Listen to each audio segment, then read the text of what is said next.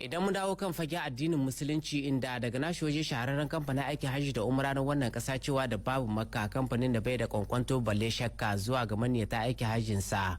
a ranar wato yau innan musamman ma 6 ga watan Mayu bayan alkawarin da suka yi ma maniyata aikin hajjin su cewa da yarda Allah za su so majigilar su domin zuwa kasa mai tsarki don sarke farali a aikin hajjin shekara ta 2025 a ranar yau innan maniyata aikin hajji 156 ne suka soma barin gida zuwa birnin manzo cewa da Madina. Akan haka ne abokan aikin mu suka halarci wato hilin sauka da tashin jirage na Jore Hamani domin jin yadda wato jagororin wannan kamfani na babu makka suke ci gaba da kula da maniyata aikin haji tare da sauraron wasu daga cikin wayanda suka bada yardarsu a wannan kamfani. Za mu soma da sauraron wato daraktan kamfanin babu makka cewa da Alhaji Suleiman Ado Ishiku ga abin da yake cewa. Mun rako alhazanmu ne su 156 ne alhazan maza da matansu su ne za su tashi yau insha Allah zuwa ga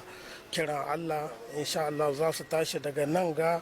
Niamey su sauka Addis su wuce a Madina direct insha Allah.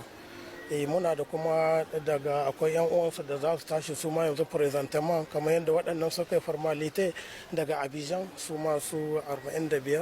45 su ma za su tashi daga Abidjan insha Allah su haɗe duka Madina in Allah ra. Kiran da su ma muka yi musu waɗanda za su tahi bayan su kamar misali yanzu wannan muna lesis kuma akwai muna da alhazai yan lewit muna da kuma yan lenaf su ma dai kiran da muke musu duk dai yanda suka gani za su gani yanzu wannan sun tashi to muna kira ga duk wanda ya zan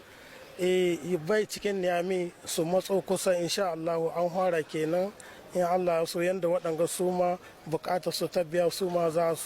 bukatar su za ta biya da ikon Allah da izinin Allah.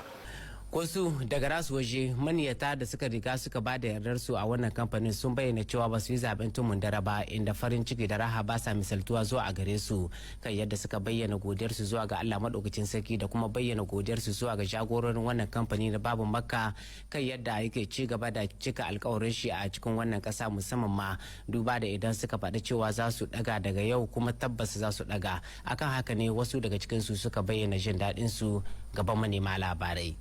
Daɗin rai yanzu vol babu makka muke ciki ita ce babbar premier agence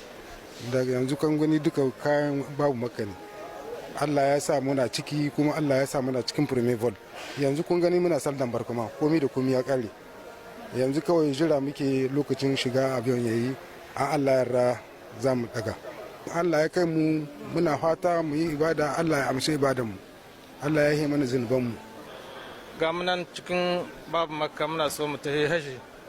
mu tafi ibada mu tafi kasashe masu sarki mu shi Allah ya kai mu an da rai da lahiya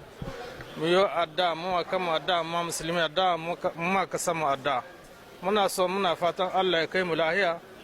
mai do mu lahiya mu musulmi duka mutanen Nijar.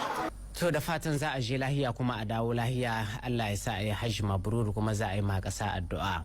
Yanzu sai takaitattun labaranmu na IOS da suka hada da labarin kasar Nijar, Burkina Faso da Mali a takaice tare da Hajja Zulha Gambo.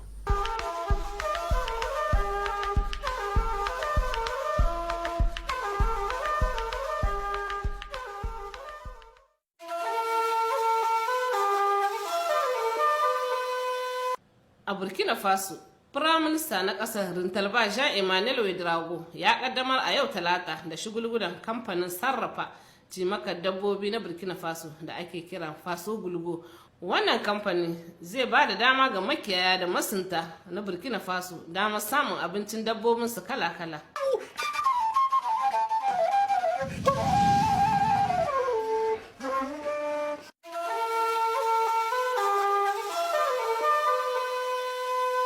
A ƙasar Mali, a Bamako